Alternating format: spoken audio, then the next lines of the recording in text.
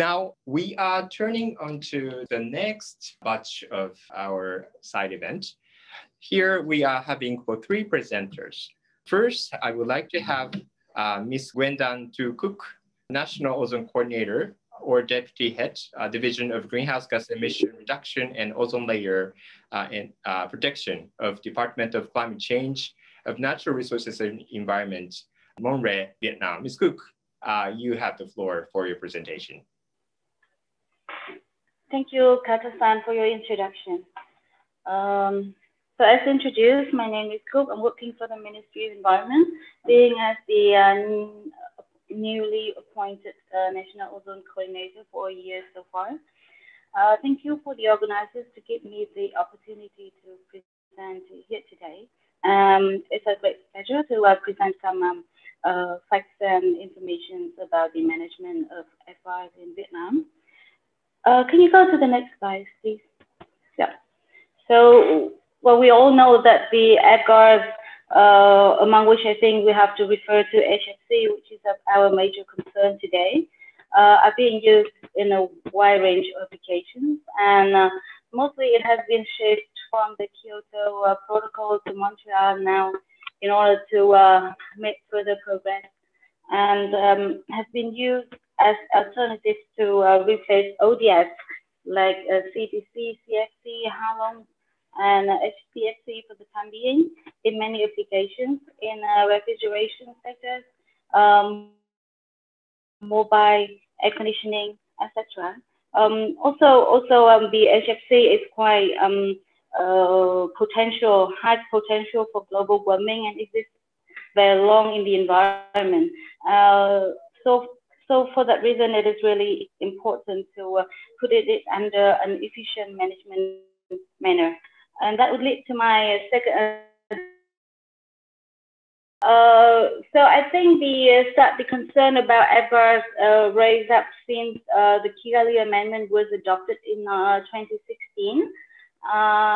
Japan is one of the most active countries by the adoption of a particular law on FRs, and followed by the launch of the IFL, and also taking into particular consideration, Vietnam has taken progressive steps in order to ratify the Paris Agreement, the Kigali Amendment, and lately we just joined the IFL initiated by the Japan government in 2020 in October. We also have got some progress in terms of updated the NDC in Vietnam that has been adopted recently in July 2020, and that indicates the intention of the government to reduce 9% of greenhouse gas emissions, and that would consume to about 10 to 1.2 million of CO2 equivalents compared to the previous INDC. So that is considered a very major step for us to take to bring FRs and particularly the HFC into regulation system. So the phase out of HFC will contribute to the target of not only the NDC but and also through the Kigali Amendment. Can you go to the next slide? Thank you. How is the HFC consumption in Vietnam? Well, from one of the studies that we've conducted in 2017, has been studied in cooperation with the World Bank. It has shown that Vietnam is not a producing HFC country, but that may not be the case for now, because we will have to redo the surveys and to be more specific, and probably some of the companies have not started with production of HFC. So that will be what we have to update and to consider in our management plan. HFC actually is rapidly increasing the usage in the country and being used mainly in manufacturing and servicing sectors.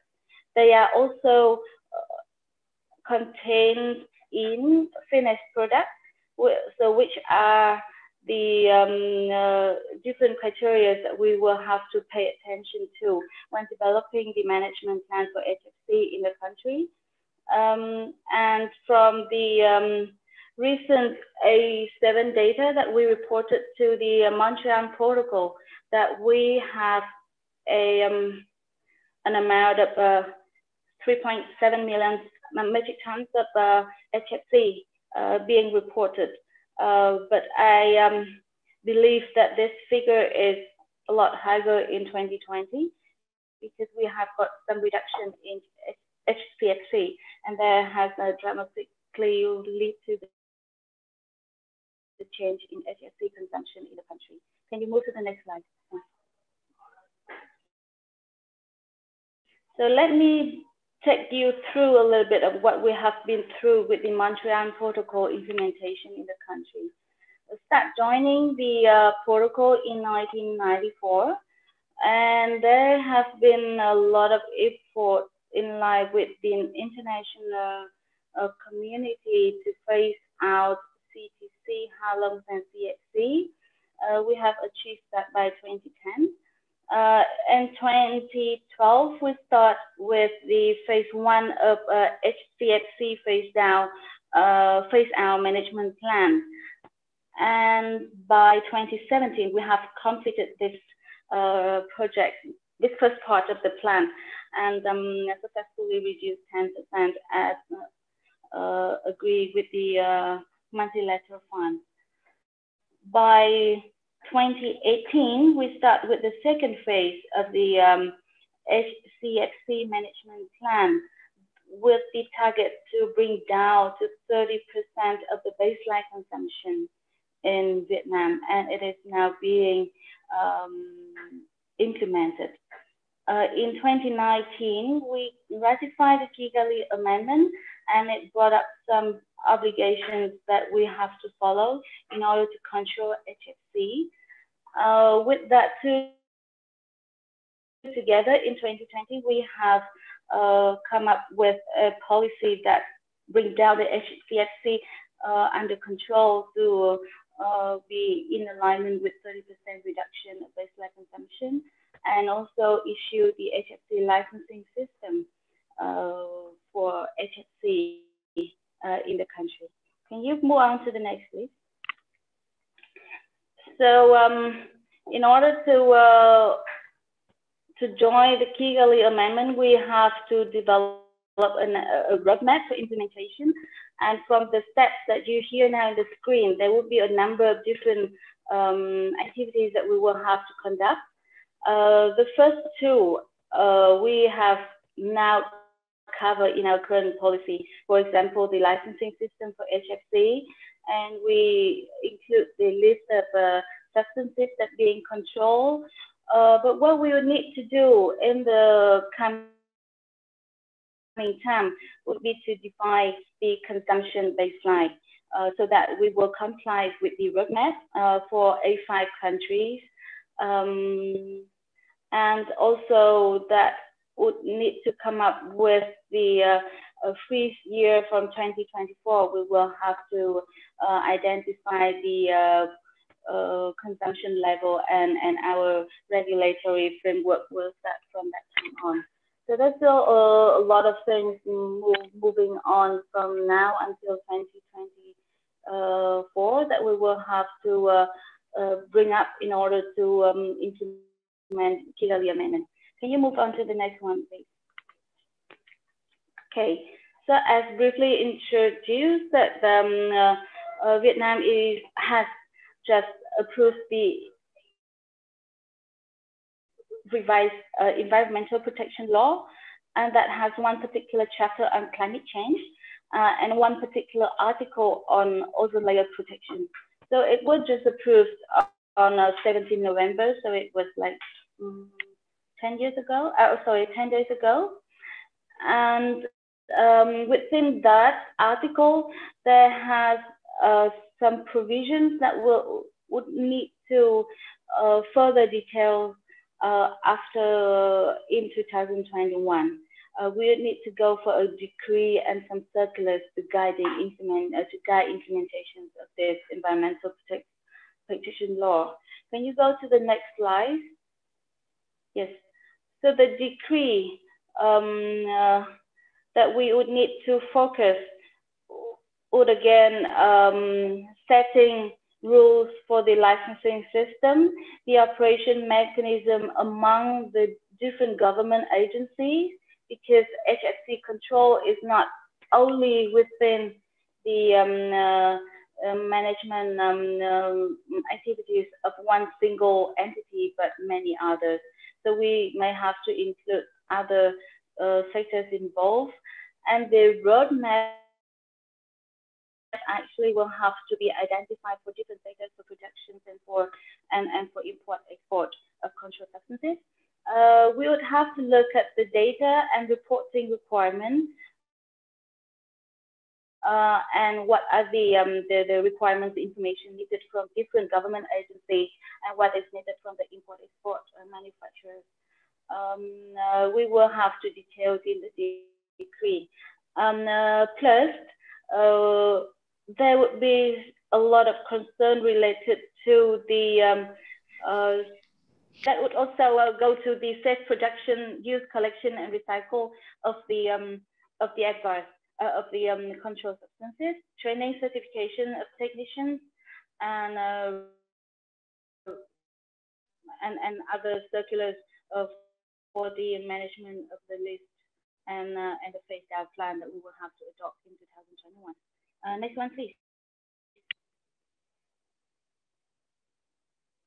Okay, so last but not least, we have to join the IFL initiative by the government of Japan on October this year, and to discuss with our colleagues from MOEJ to establish a cooperation action plan for 2021 and beyond. And that would help us in terms of facilitate advice management in the country. And these overall actions could be contributing to implementation of our NDCs and the revised law on environmental protection. So I think that is the major things that I would like to share with you, the steps that Vietnam is taking, and I appreciate the opportunity to present it here to you today. Okay, thank you. Thank you very much, Ms. Cook. Congratulations, first of all, for the revised environmental protection law. So that was a very informative presentation. Now I would like to invite Mr. Fujii Shintaro. He is from the Asian Development Bank, working on this matter as well. Fujii-san, you have 5 minutes to speak. Thank you, Kato-san. Good morning, good afternoon, good evening. I'm Shintaro Fujii from Asian Development Bank, ADB. It's my pleasure to be here today, and I would like to speak about ADB's engagement in fluorocarbons life cycle management. First, I would like to introduce ADB briefly. ADB was established in 1966 as a multilateral development bank. ADB provides loans, grants, and other services to developing member countries of ADB in Asia and Pacific. ADB's commitments last year was about $21.6 billion US. As a long-term, next slide, please.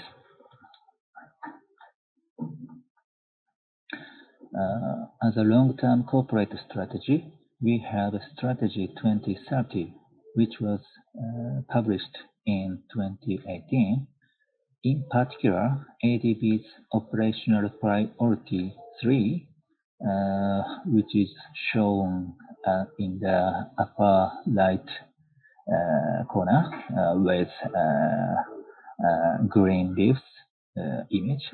That priority 3 puts emphasis on tackling climate change, building climate and disaster resilience, and enhancing environmental sustainability, which is relevant to fluorocarbons management. Strategy 2030 established two targets. First, at least 75% of the number of ADB committed operations support climate change mitigation and adaptation by 2030. And second, climate finance from ADB's own resources will reach $80 billion cumulatively from 2019 to 2030. We believe these areas remain highly relevant even as we strive to be open economies affected by COVID-19. Next slide, please. In line with ADB's strategy, we are a signatory to the IFL and joined its launching ceremony at COP25 last year. ADB has initiated two actions to contribute to the objectives of IFL.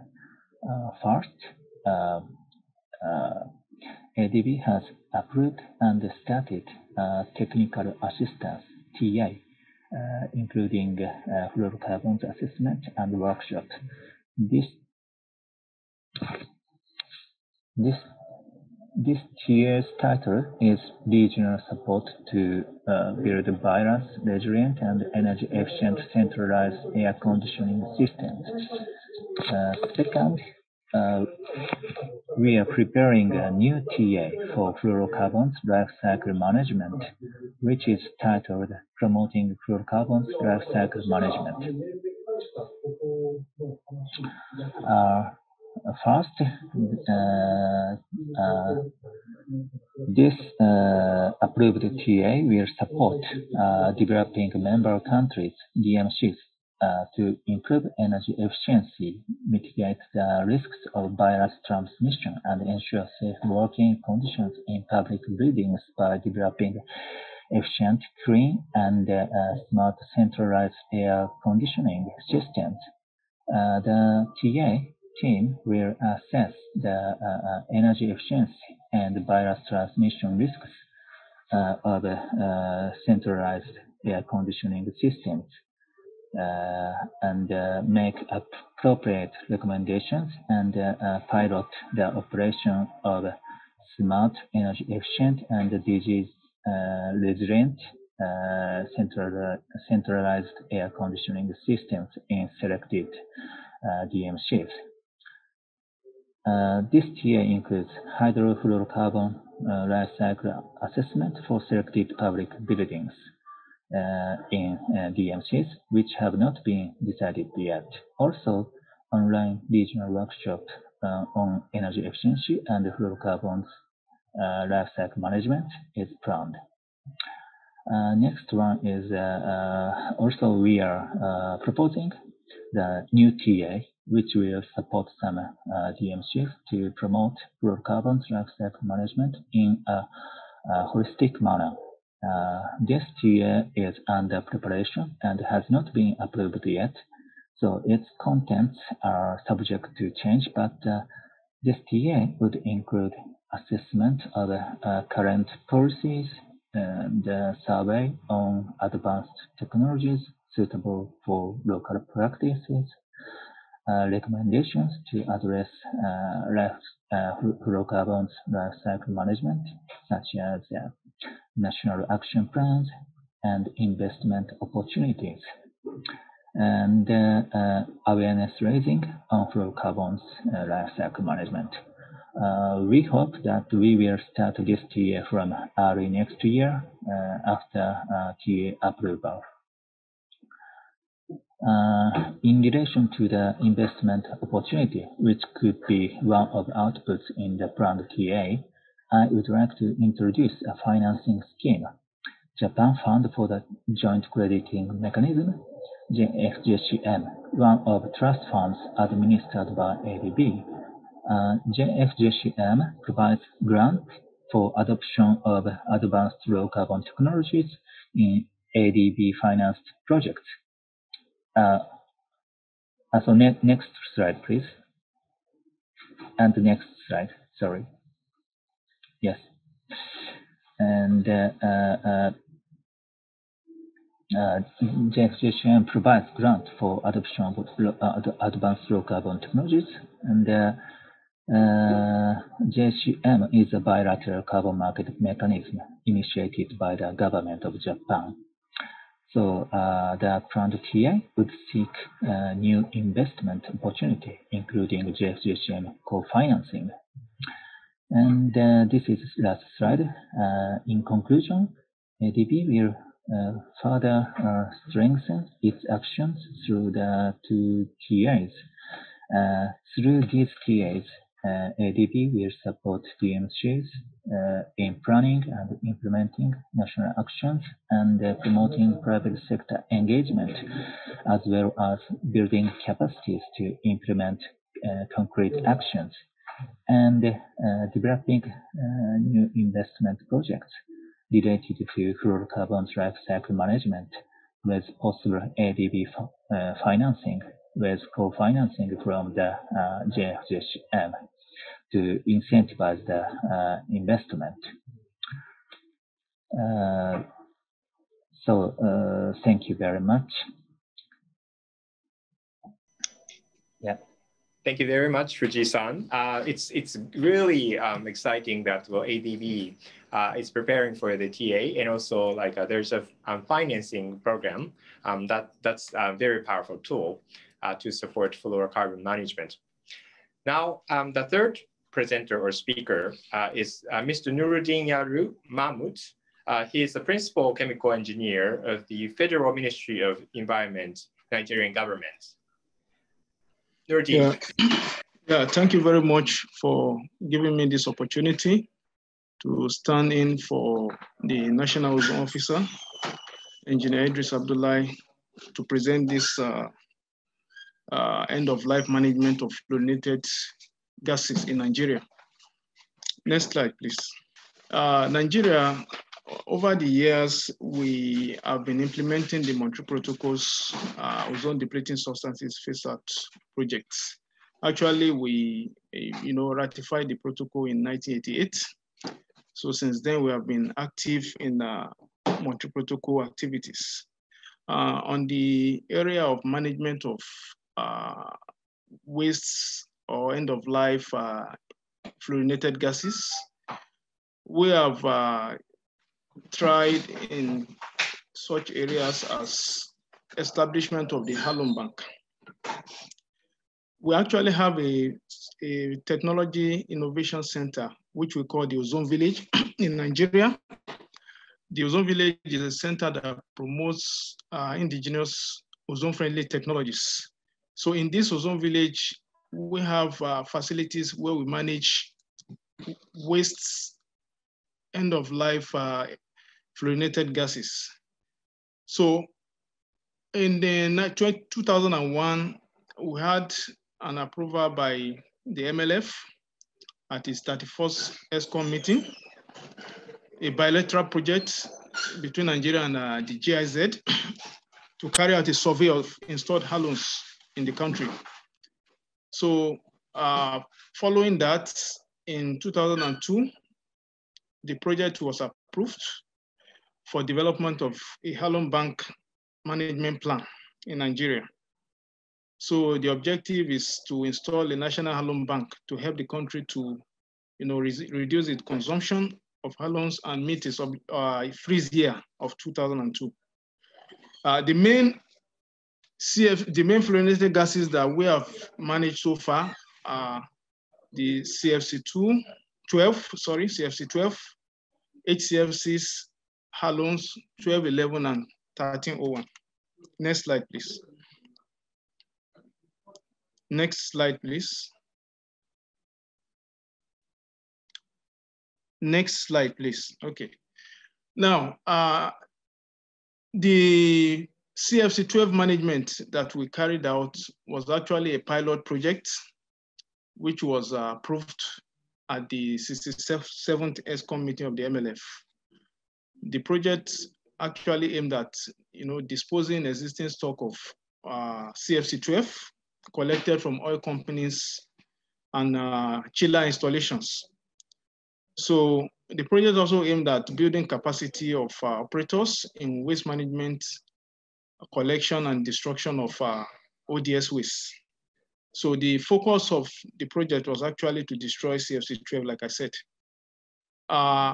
Actually, initially, the project was designed to destroy these stocks overseas in the US or in Saudi Arabia. But with the emerging technology discovered by the National Ozone Office through their monitoring missions, we discovered an indigenous company that has that technology to destroy the waste CFC12.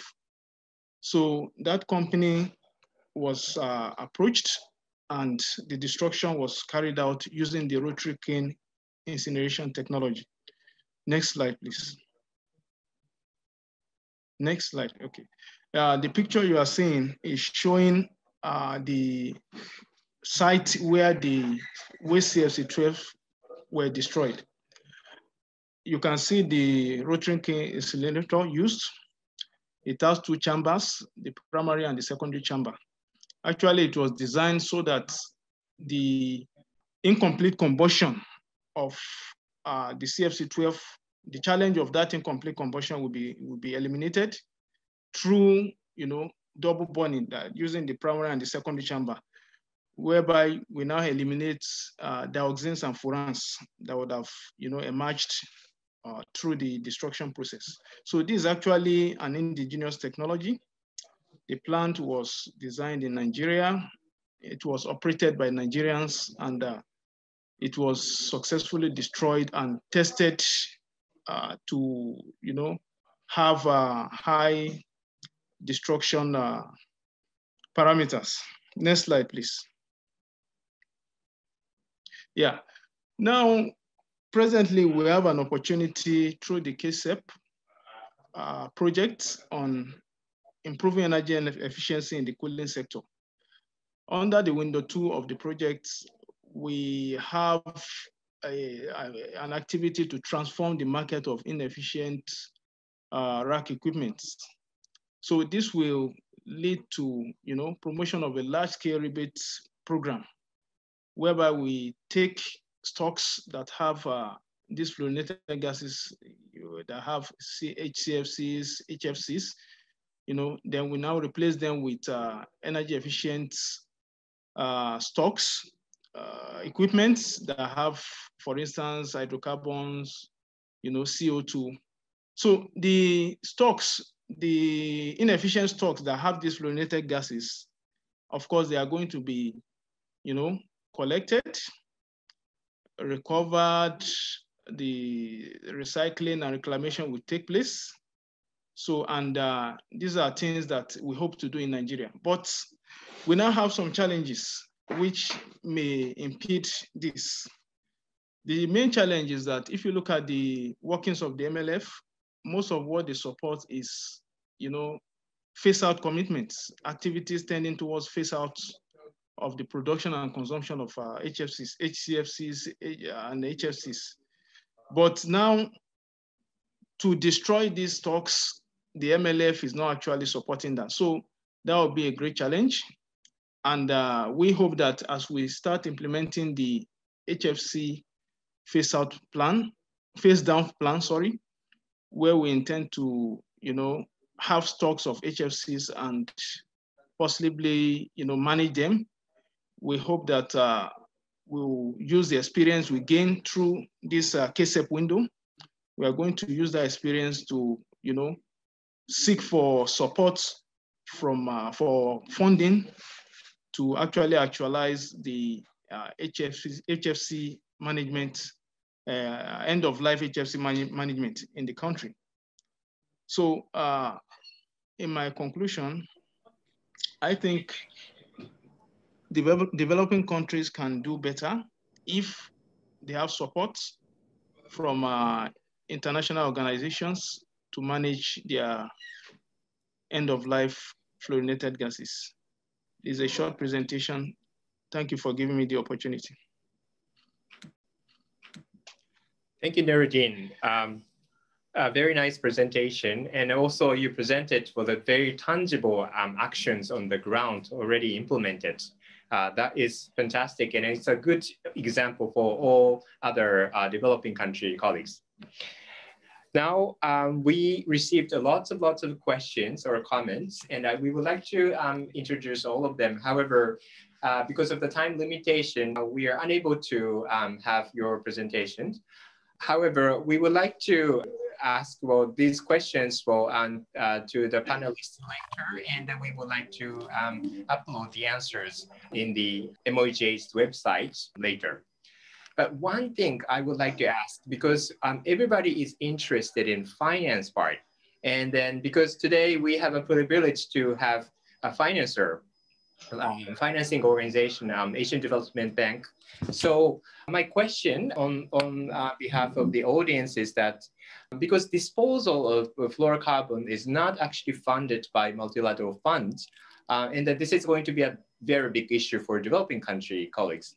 So that there is any venue, for example, like by working with the Asian Development Bank, can we access to finance to destroy fluorocarbons here? So this is questions to be put to the financial institutions such as the Asian Development Bank. So Fuji-san, please. Okay, thank you for the question.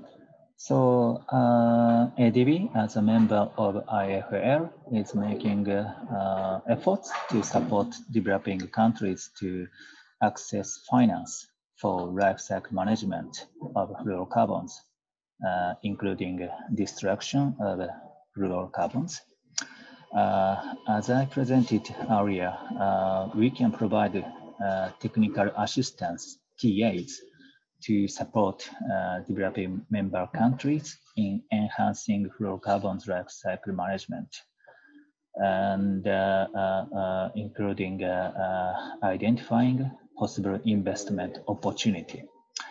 And ADB can also provide loans and grants from various funds, including JFJCM, to sovereign and non-sovereign projects in developing member countries.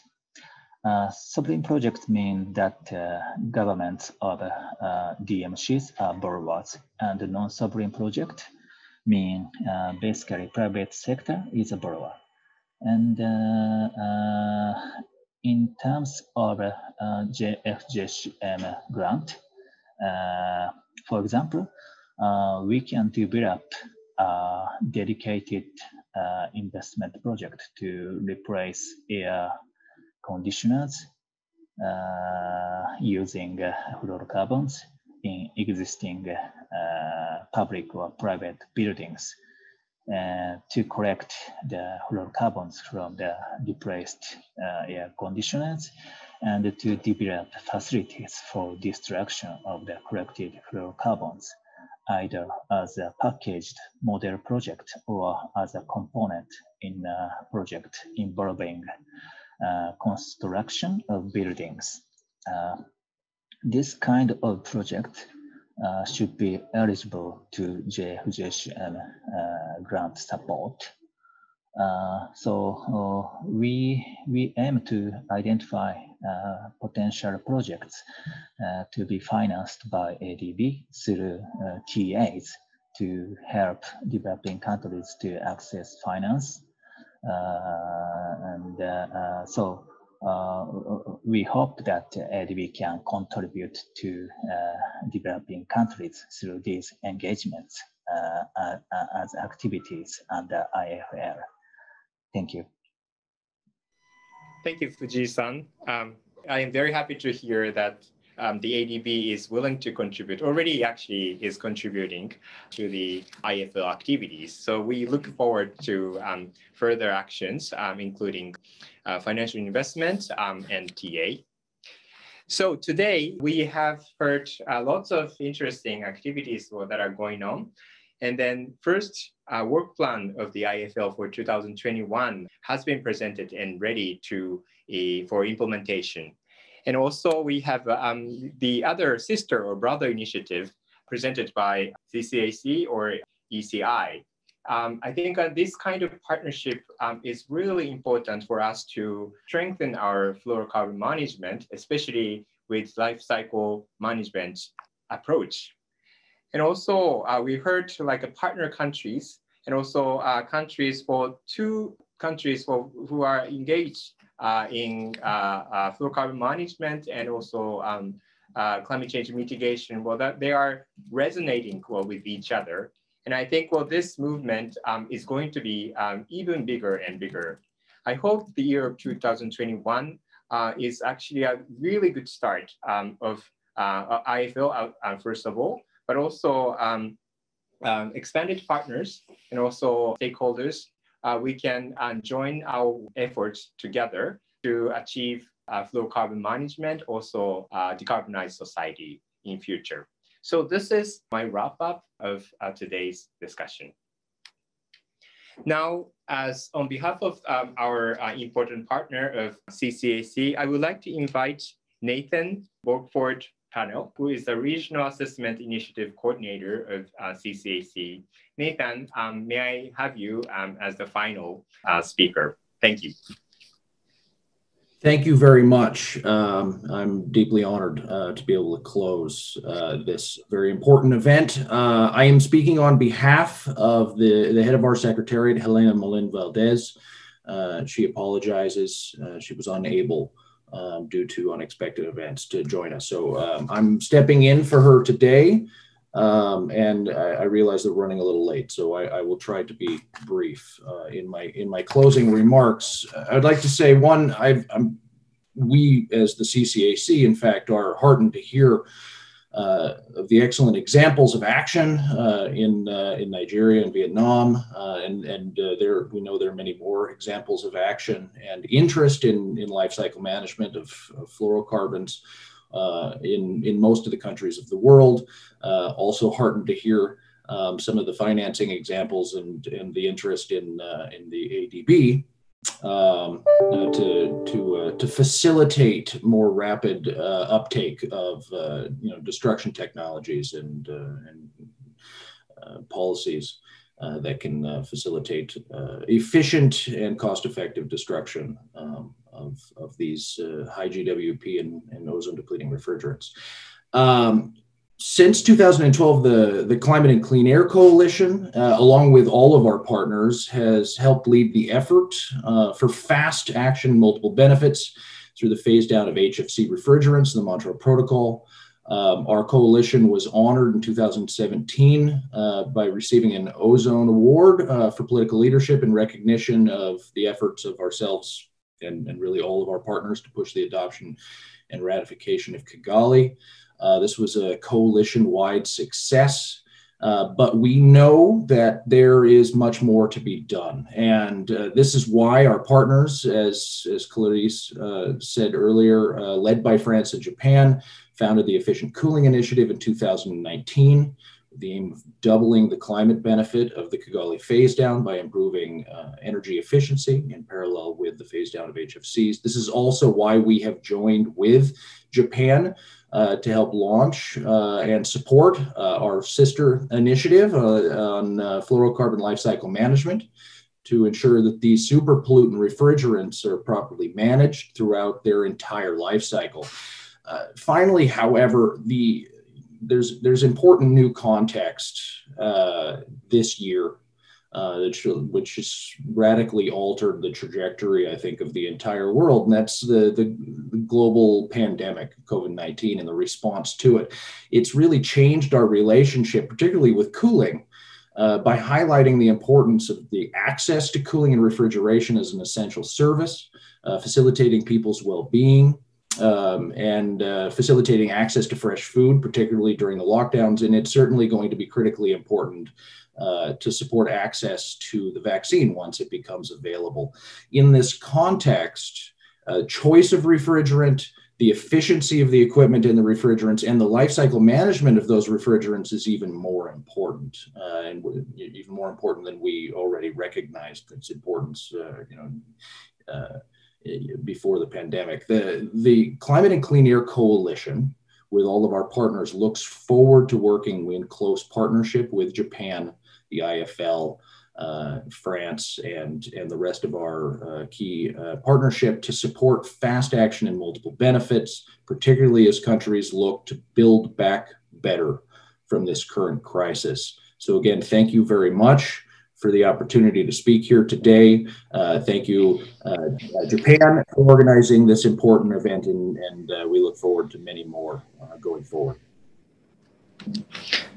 Thank you very much, Nathan. And also, I would like to thank all the speakers who made really great contribution. And also, I would like to express my sincere appreciation to all of the audiences, participants who participated in this meeting from all over the world. So let's move on. Let's work together for fluorocarbon management. So with this, I would like to close today's side event. Thank you very much.